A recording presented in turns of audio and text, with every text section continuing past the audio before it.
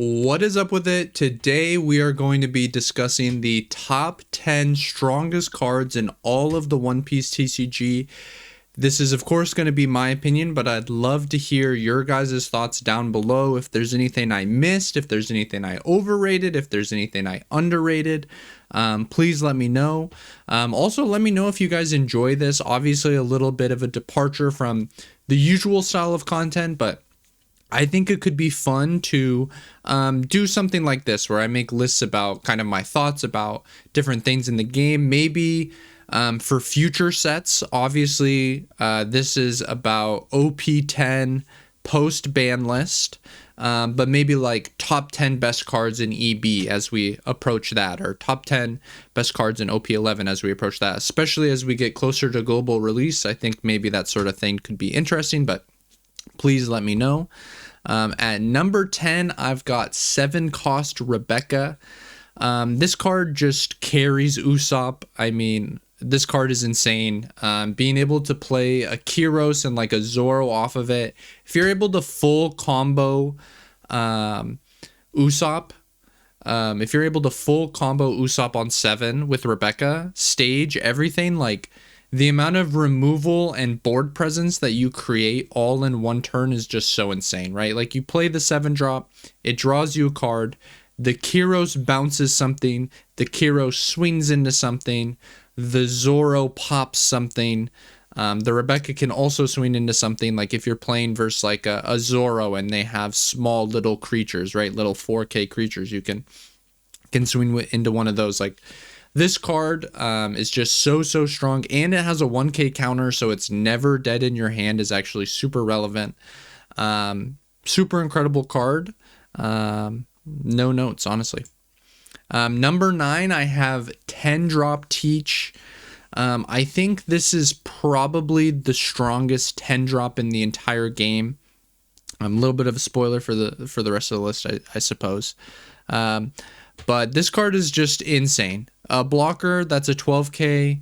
It prevents leader effects for that turn, so it like completely shuts down Enel and Nami. Like this card alone makes those matchups like way easier for Teach. Also, the fact that it basically is like a double blocker, right? Like being 12,000 means that like it's a free block versus everything, and then it also prevents one of their characters from attacking it. By playing it, you stop 2 attacks. And the thing from big characters, 9 cost, 10 cost, is they have to be very defensive in nature. When you get to that stage of the game, both players are going to be a little bit lower on resources. Typically, you know, you've been dealing damage, you've been swinging, yada yada.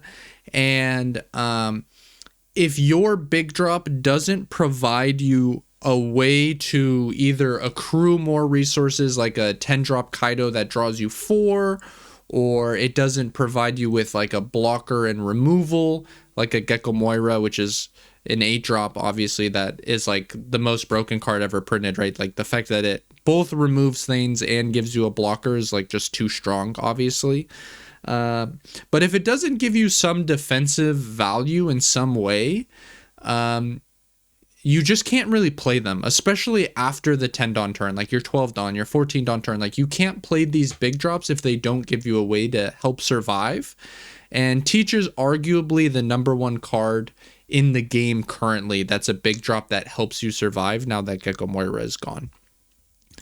Number 8, I have Tony Chopper. I don't know how locked in you guys are on sim stats, but every single day I look at the sim stats, Zoro goes up in play rate and up in win percentage. Yeah, in OP Bounty, it's one of the most played decks, and it has a 57% win rate, which is just insane. Very high win rate, and it's all thanks to this card. This card carries that deck. Also has, of course, seen some success in Shanks. The truth of the matter is, any card that is on play and when attacking, both of those things, and it's a good effect, those cards are just genuinely broken. They're just so good. You know, 3 cost Brook, 5 cost Cavendish, 5 cost Carrot. cards that there's not many cards in the game that have repeated value via effect, right? There's a lot of cards that they have value every turn just because they're on the board, right? Like if you have a Kyros, a 7/9 Kyros, sure, it only gets to bounce the 5 one time, but like it's a 9k body, so like there's a lot of value in that. There's not too many cards that get repeated value on effect. And when you do have something like that, like a chopper, it's just a menace. It's just a menace, especially this, where the cards it doesn't get to play from the top of the deck honestly aren't that good. Like really the only one that's actually particularly good in my opinion is the blocker chopper from EB. That one is really good. And then you can make an argument that the animal chopper that special summons from hand, that one's fine. It's fine. But even though it doesn't play things that are that great, just the fact that it gets to spam out bodies for free, this card just really carries Zoro in my opinion, and is a phenomenal card. If they ever print any genuinely good targets for this card, like if they ever print like a 4,000 power animal that just says like on play draw card, holy shizai, we're cooked. We're cooked.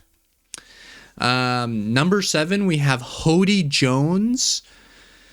This card is a menace, bro. This card is so good. Obviously, it helps set up going for game.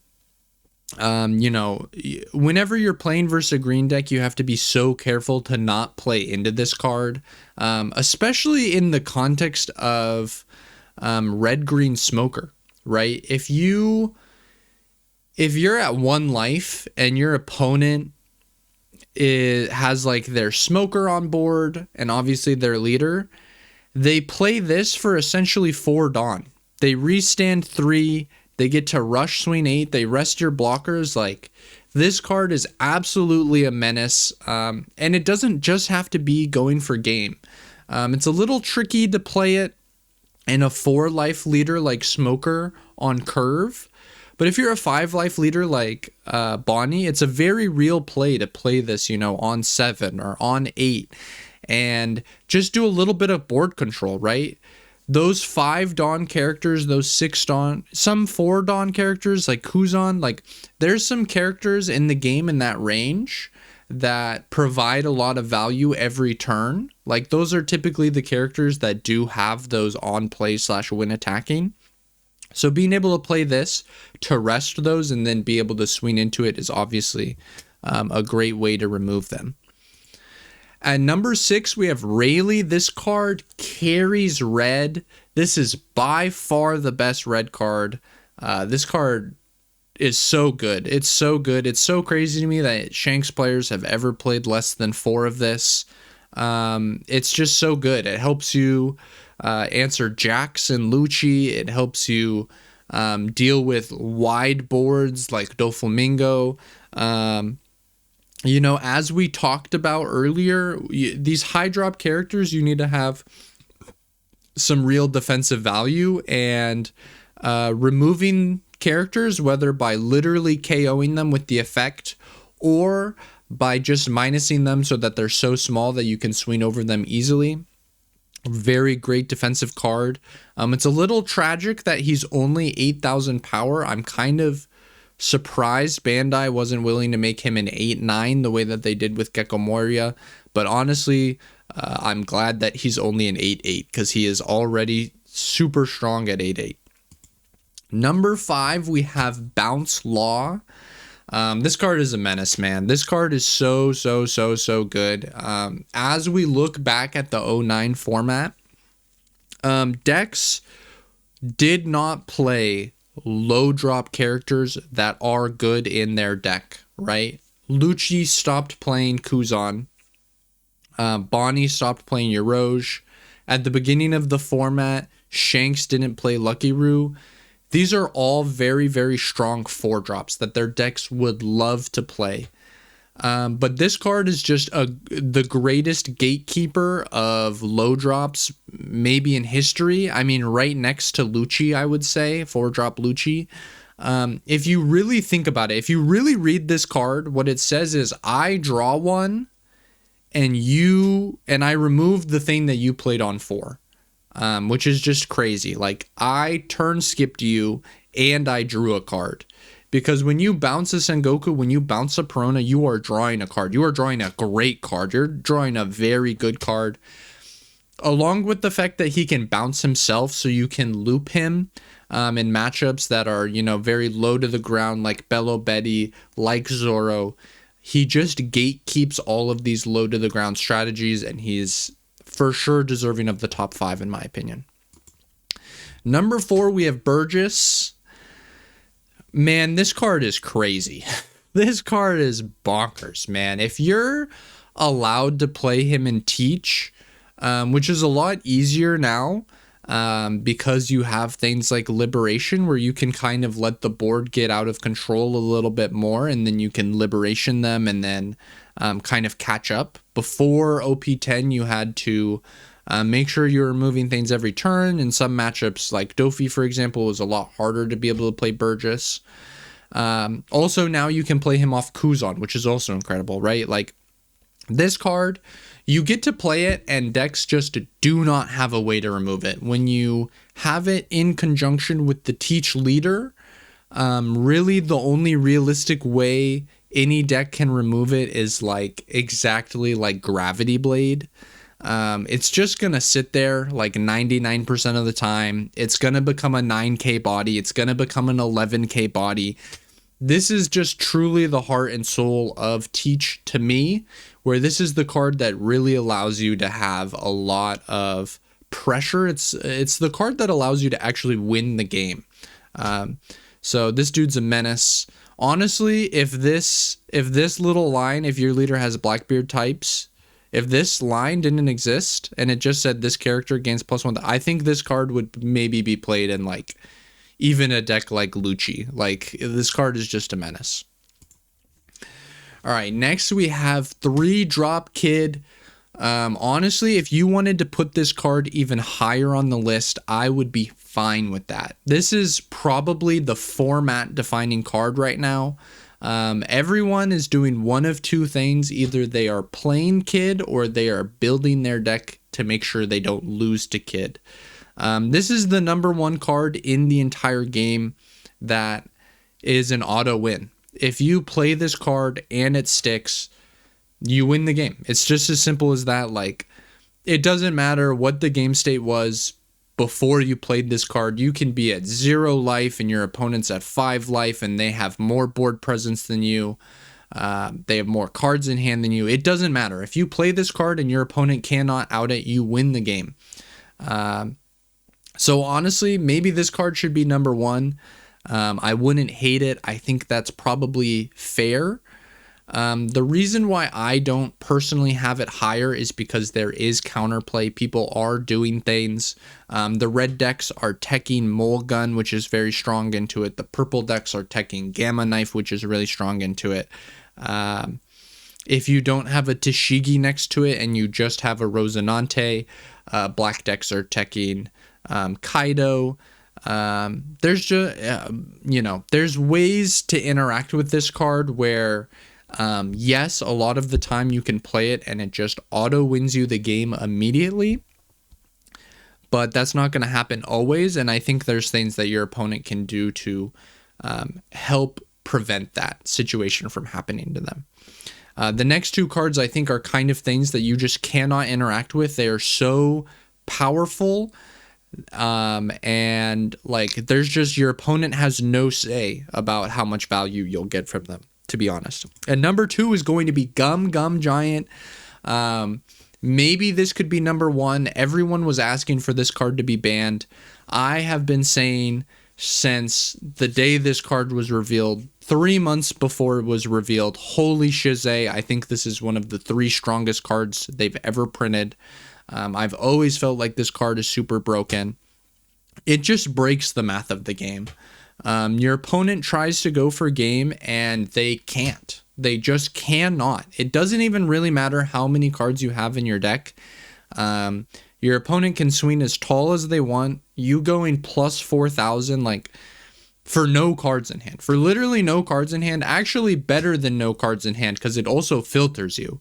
So you also get the brick out of your hand. Like, I mean, I don't need to talk about this too much. Honestly, this could be the number one card. And it's only going to get better. It's only going to get better. We're going to get green, purple Luffy.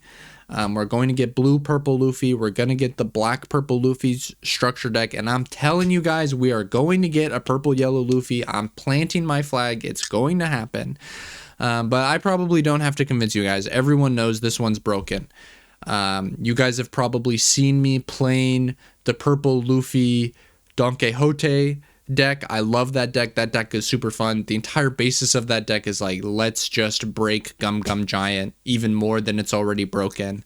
It's incredible. It's a very, very strong card. And number one is 4-cost Rebecca. This card is a menace. This card is just too broken, man. It's genuinely one of the 2 or 3 most broken cards ever printed. I know a lot of people think Lucci is dead. I'm not sure Lucci is the pick. I think there's some things that are going to be hard for him, like obviously Teach and Pluffy. Reiju could be hard. There's some decks that maybe gatekeep Lucci from really being like one of the best decks in the format right now. But if he finds a way to be the best deck, it will 100% be off of the back of Rebecca. This card is just broken, man. It's just so broken. Going hand neutral while being a blocker and cheating out a 3 or less, like, it's just so good. I honestly, in Lucci, the problem was not Gecko, it was not Ice Age, it was Rebecca. Rebecca is by far the most important card in that entire deck, in my opinion. She's just unbelievably broken. Like, even in 07, like 07, this card was in some ways awful because Law got to remove her for free and she was still broken mandatory 4 of. Like, the other best deck in that format didn't care about her at all. She was almost in some ways unplayable, but she was still broken, man. Like, they removed her for free, but it didn't even matter because, like, she got you, like, the Brook or the Spandine or whatever you needed anyway, so it was worth it. Like, this card is just uber giga broken. I'm glad they banned Gecko. I think Gecko was what I expected to be hit, and it was the thing that made sense to get hit because it also hit BY in the same way, and I'm not mad about an Ice Age hit at all, but this is for sure the biggest problem in Lucci. This card is broken beyond repair. And now some honorable mentions. The first 2 up here are gonna be all the cards in Lucci, basically. So like Brook, Lucci, Tempest Kick, Hina, Jack, like all of those cards. Honestly, like these 2, Lucci and Bonnie, like the entire top 10 honestly probably could have just been cards from these 2 decks. Like, all of those cards are so broken. Tempest Kick, Jack, Lucci, Brook, they're so broken.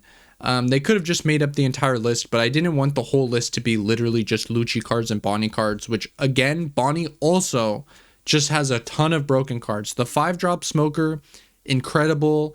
All of the top end, right? The Shanks, the 10-drop Doflamingo, they're just all incredible. They're all so good. Cavendish is really good. Carrot's really good. Like, half of the list or all of the list really could have been cards from just these 2 decks, and I didn't really want to do that. I wanted to highlight the cards in each of them that I genuinely think is the strongest. And I also think it's kind of hard to parse through when there's that many strong options in any one deck, like which one is like really the best, right? Like, is Lucci better than Tempest Kick? It's kind of hard to say, really, like which of those 2 cards is like truthfully the more broken one. With Bonnie, is it like really, is the Smoker stronger than Cavendish? Like, it's hard to say. The next honorable mentions I would say is like kind of the yellow top end. Yellow not having any cards on this list, which is kind of funny, because I do think yellow as a whole has a ton of really, really good cards. The weird thing about yellow is the card quality is super high. Like the Nami is super good. Rocket Luffy is super good. Gadatsu is super good. All the top end is super good. But at least in the current space, I don't think any of the yellow cards are like truly game breaking, game defining. So I just kind of have to leave them at honorable mention. The next would be these two Reiju cards. I mean, historically, we've seen how good this Reiju card is in Red Purple Law. I think just draw 2 is just broken. I think this is a type of card that would be so unbelievably easy for Bandai to break again. Like when they printed it, I don't really think they intended for it to be abused in Law. And I kind of think that it's so good in a vacuum, just a body that draws you 2 cards. I just feel like surely one day we'll see another purple deck break this outside of Reiju herself. Ichiji, this card is a menace, man. If you've ever played versus Reiju, they play this on like their 3 or 4 Dawn turn, and it's just a menace. Like, rush, minuses your opponent's stuff, like a 7/7 that you really play for like 3 or 4 Dawn. Like, this dude's a menace. Definitely deserving of an honorable mention, but honestly, I don't think he's like that close to the top 10. 9-drop Mom, I also think is super strong. As we go into the future, this card's only going to get better. Anytime you can play a card that says, I get a body, you do not get a body, that's the strongest thing you can do in the game. Even better when you say, I get a body, you don't get a body, and also I get another life. So honestly, if this card was in the top 10, I really, really, really considered it. I think this card is incredible. But it's just right on the edge for me. 2-cost Teach. This card is super broken. Being able to play, in Doflamingo, any target you want, cheating 2 Dawn, super incredible. I think, when Jinbei existed, this was definitely a top 10 card. It's definitely lost some value without Jinbei, but if someone wanted to put it in the top 10, I wouldn't mind it. Kuzan, 5-drop Kuzan, probably deserves to be in the top 10, honestly, probably. This card is broken. He really solved so many issues that Teach had, getting a card generation, being more consistent by picking anything you want out of your trash. He can't be removed, so he gets a free swing. Incredible card if he was in the top 10. I wouldn't hate it. And then Clay also, honestly, maybe deserves to be in the top 10. Any purple ramp deck plays this card. Like, we don't have too many cards in One Piece, honestly, that are like true staples. Clay is a purple staple, where it's like, if you are playing a purple deck that wants to ramp, which most of them do, you are playing Clay. It's as simple as that. The card is incredible. It's so strong. You really only ever get to swing with it once. But man, when you do get to swing with it, man, it could be 12,000 power. You could get one swing that you played for 4 Dawn, 12,000 power. It's one of the best in the game, for sure. One of the best in the game. And then the last 2 cards I want to talk about are kind of similar to Kid, where they are an auto win button if you are able to play them. But the problem is that they don't have that defensive value, kind of that I was talking about, that's really important for these big drops. They don't have the defensive value, so they're way harder to play, because like if you play them, your opponent might just kill you. And then the second thing is that because they're even higher in cost, if you play them and they get removed, like your opponent, historically, if they Ice Age plus Helmeppo, Lucci, whatever. If they did that, like, you're super sad. Or if they, if they Rygoed it or they Red Rocket. Like, Zoro admittedly is a lot better now than he was before. But truthfully, I still kind of think these cards are kind of bait. I think they're probably not sticking. I think you're probably most of the time not going to be able to actually play them and have it work out for you. But if you are able to play them and you are able to have them work out, they're obviously the strongest cards in the game. Like, these are 2 auto win buttons. If you're able to play them, if you're able to get them to stick, if you're able to use their effects, they just win you the game every time. So in some ways, these are actually the 2 strongest cards in the game. But I think realistically, that sort of thing just doesn't happen very often. I will say I very much do expect Zoro to get a deck. I think in OP12, we are going to get a deck that plays Zoro and makes him broken. That's a little prediction from me. You guys heard it here first. I think in OP12, we're going to break Zoro the way that in OP11, we broke Sanji. Speaking of Sanji, this is the next strongest card in the game. Once OP11 comes out, this is the single best card in the game. For sure, this card is Jinbei that plays 9 Mom. Or 8-drop Katakuri, which is probably another card that will easily be on this list. So, like, honestly, once OP11 comes out, this is going to be number 1. Right now, it's not that great. Like, the only deck that can realistically play it is Marco. And I don't even think it's like that good. Like, it's good in Marco. It's good. Don't get me wrong. Like, if you're able to play it in Marco, it's very, very good. But, like, I don't think you get to play it every game and it wins you every game. And eventually that's just going to be the case. You get to play it every game and it just wins you every game. But yeah, if you got this far, holy shiz, you're the GOAT. Say something in the comments if you got this far. Definitely, again, let me know what you think about the list. Let me know if you guys want to hear more lists from me in the future. Thank you all so much for watching. I hope you have a great rest of your day.